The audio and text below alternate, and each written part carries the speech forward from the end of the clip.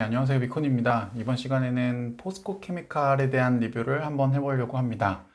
이 영상을 클릭하신 분들은 포스코 케미칼이 전기차 관련 종목이라는 것은 아마 대부분 아실 거라고 생각해요. 그러면 근원적인 질문이 왜 전기차 시장에 투자해야 되는가부터 시작해야 될 것 같거든요.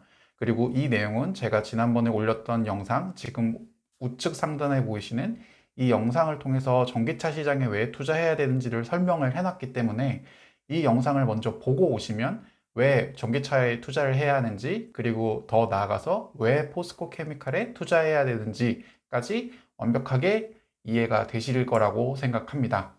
그러면 저는 그 영상을 보고 오셨다고 생각하고 포스코 케미칼 리뷰 영상을 한번 시작해 보도록 하겠습니다.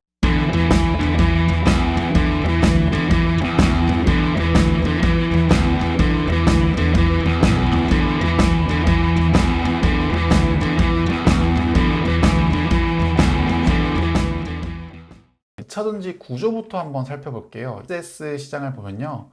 삼성 SDI가 글로벌 점유율이 18년 기준으로 34%, 그다음에 중국의 이제 BID가 16%, LG화학이 9% 정도 시장 점유율을 차지하고 있고, 테슬라는 8% 정도를 시장 점유율을 차지하고 있습니다. 저희가 궁금한 거는 이 배터리 안에서도 배터리 핵심 부품이 뭘까? 배터리의 핵심 기술이 뭘까? 이런 것들에서 조금 더 구체적으로 알아보면요. 배터리의 원가 구조를 살펴보면 이렇습니다. 소재 부분이 60%를 차지하고 있고요. 그 다음에 R&D가 16%, 감가상각비, 인건비, 기타로 나눠져요. 그러면 여기서 생각하는 거는 배터리에서 원가가 50% 넘는 굉장히 중요한 비중을 차지하는구나를 알 수 있을 거고, 그럼 내가 전기차 시장을 좋게 봤다면 전기차 배터리의 핵심 원가 구조를 차지하고 있는 소재에 투자하는 게 맞겠구나라는 결론에 이릅니다. 그러면 소재 중에서도 우리는 어떤 소재를 확인해야 될까요? 보시면 소재 중에서도 양극재가 32%, 그다음에 음극재가 13%, 분리막 13%, 전해질 11%, 나머지 기타가 31%를 차지하고 있습니다. 보통 우리가 이제 4대 요소라고 하죠. 양극재, 음극재, 분리막, 전해질. 요 네 가지가 가장 핵심이다라고 이해하시면 돼요. 그러면 가장 이제 눈에 가는 거는 그 소재 부분 중에서도 제일 그 점유율이 높은 양극재 시장에 대해서 조금 더 자세하게 알아보도록 하겠습니다. 양극재 시장의 핵심은 최근 들어서는 하이니켈 양극재가 제일 중요해지고 있습니다. 그 이유는 뭐냐면 바로 여기서 설명이 돼요. 니켈 함량이 높을수록 배터리 밀도가 높아져서 고용량 배터리 제조가 가능하다. 이는 바로 전기차 주행거리 향상에 이어진다. 그러니까 즉 결국에는 배터리는 사실 안정성도 중요하겠지만 길게 가는 게 제일 중요한 거잖아요. 주행거리 향상에 제일 중요한 게 바로 하이니켈이라고 볼 수 있는 거죠. 그래서 전기차 제조사들이 주행거리가 긴 전기차 제조에 사활을 걸면서 배터리 업체 역시 양극재 확보에 적극적으로 나서고 있습니다. 국내 같은 경우에는 양극재 제조사인 포스코케미칼, 그다음에 에코프로비엠, 이 두 회사가 하이니켈 양극재 부분에 있어서는 제일 앞서 나가고 있다고 볼 수 있어요. 포스코케미칼은 LG화학과 관계가 좀 깊은 편이고요. 에코프로비엠은 여기는 SK이노베이션만 나와 있는데 실제로 삼성 SDI와도 거래를 계속 하고 있습니다. 즉 다시 생각해보면 전기차 배터리 중에 핵심은 소재구나. 소재 중에서도 핵심은 양극재구나. 그리고 그 양극재 중에서도 하이니켈이 진짜 핵심이구나 라는 걸 알 수 있고요. 지금 이 기사에 보는 것처럼 하이니켈 양극재 중에서는 포스코케미칼과 에코프로비엠이 가장 선도적인 역할을 하고 있습니다. 제가 다른 영상에서 이미 에코프로비엠에 대한 설명을 해놨습니다. 지금 오른쪽에 보시는 에코프로비엠 영상을 한번 확인해 보셔도 도움이 될 것 같고요. 이게 오늘 기사예요. 포스코케미칼이 전기차 배터리 소재 개발했고 전기차 배터리인 NCMA, 그러니까 알루미늄이 첨가된 거죠. 포스코케미칼 같은 경우에는 양산에 들어갔습니다. 현재 한 4만 톤 정도 양극재 생산 능력을 확보했고 캐파나 이런 것들은 꾸준하게 키워오고 있어요. 양극재 시장 전망은 우리가 이제 예상하는 것처럼 연평균 31% 정도 꾸준하게 성장할 거라고 전망되고 있는 시장입니다.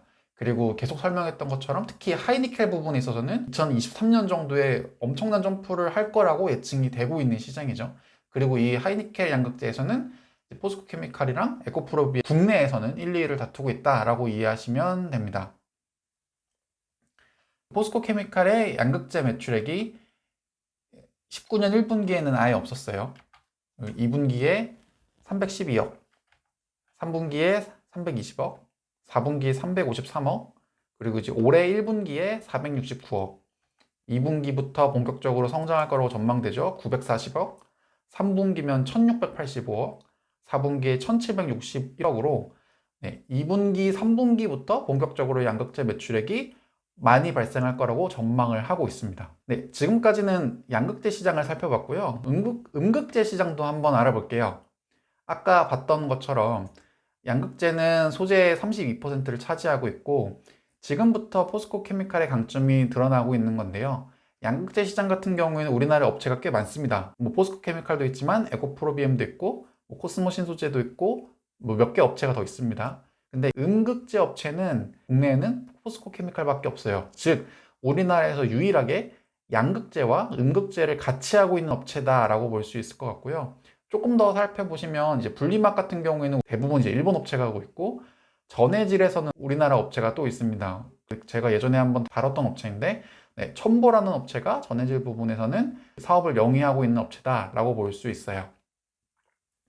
현재 음극재 점유율은 대부분이 중국 업체고요. 현재 1위를 하고 있는 이 업체 역시 중국 업체, 그다음에 여기 BTR도 중국 업체고 히타치 케미칼이 일본 업체로 한 10%, 음극재 시장 같은 경우에는 70% 넘는 비중을 현재 중국이 차지하고 있고 나머지 한 10% 정도로 일본 업체가 차지하고 있다라고 보시면 되고요. 음극재 시장을 또 한 번 나눠보면 최근에 주목할 부분은 인조흑연 시장과 실리콘 음극재 시장, 즉 이 시장과 이 시장입니다. 인조 시장 같은 경우에는 현재 43, 52%로 확대할 거라고 전망을 하고 있고요. 실리콘 음극재, 실리콘 같은 경우에도 현재는 2%이 정도죠. 2%지만 25년 정도에는 6%까지 확대될 거라고 전망을 하고 있어요. 천연흑연 시장 같은 경우에는 중국 업체가 현재 많이 장악하고 있는 상태고요.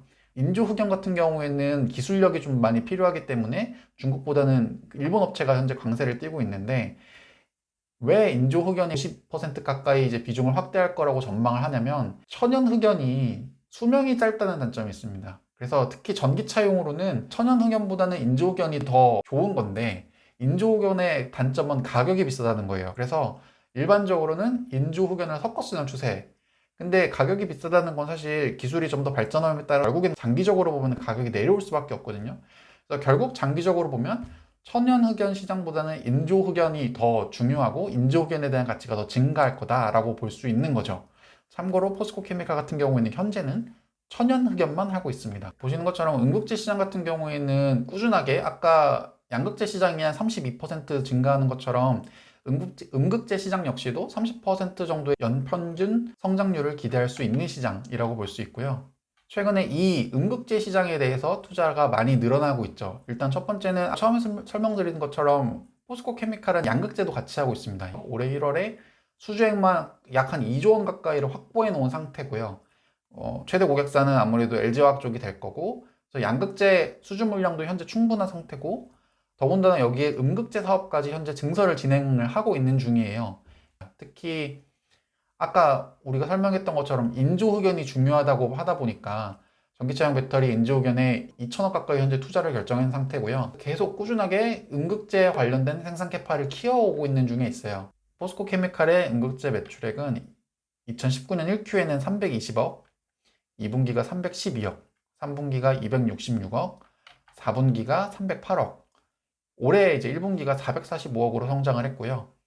2분기가 580억, 3분기가 576억, 4분기가 613억으로 음극재 매출 역시도 꾸준하게 성장할 거라고 볼 수 있을 것 같습니다.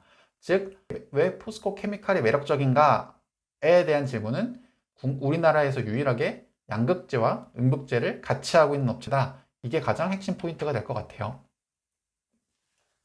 그러면 이런 내용을 종합해 본 바 그 재무사항을 한번 살펴보도록 할게요. 포스코 케미칼 3년 매출액을 보면요. 2017년에는 1.2조 원의 매출을 기록했었고요.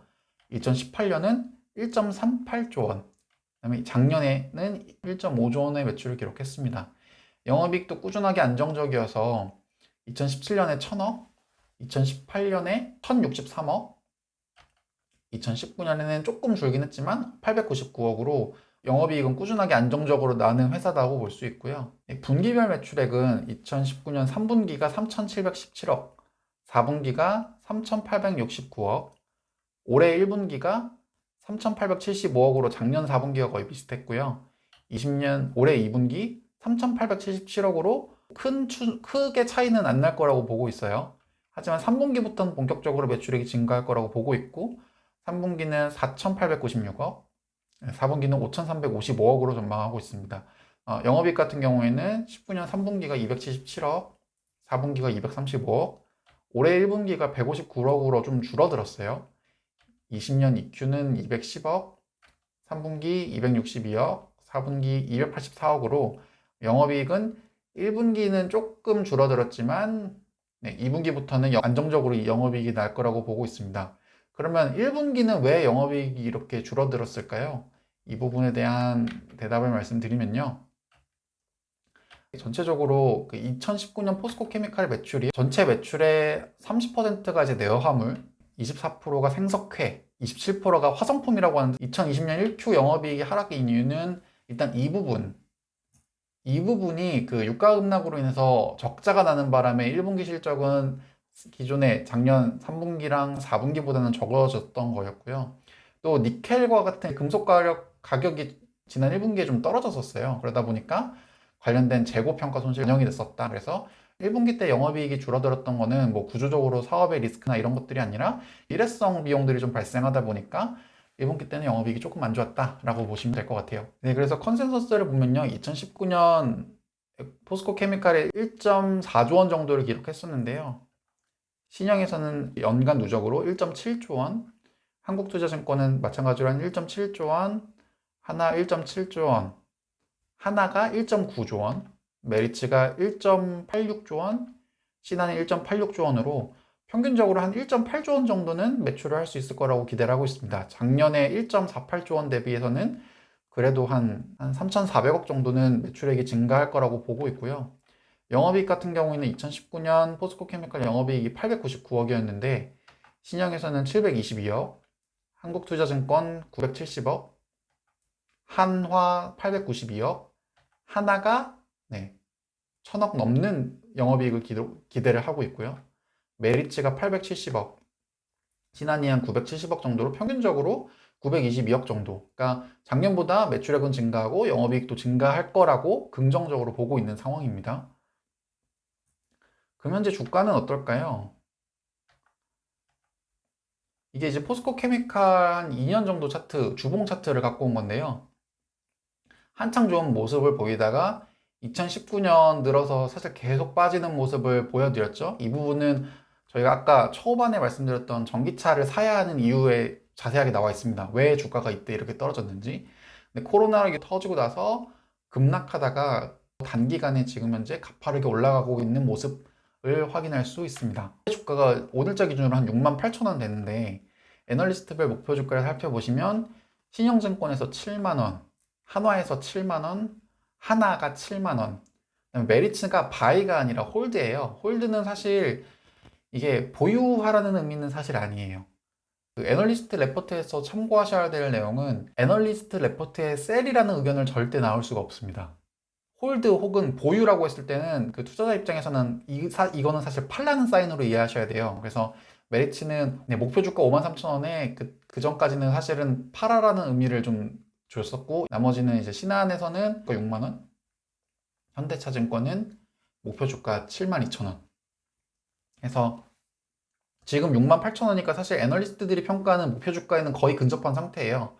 그래서 이 부분이 고점이다라고 이해할 수도 있고 이제 투자하시는 분들이 여기가 최고점인지 아니면 더 멀티플을 줄 수 있는 요소가 있는지 이런 것들을 조금 신중하게 판단하셔서 투자하시면 될 것 같습니다. 네, 그래서 이번 시간 여기까지고요. 시청해 주셔서 대단히 감사합니다.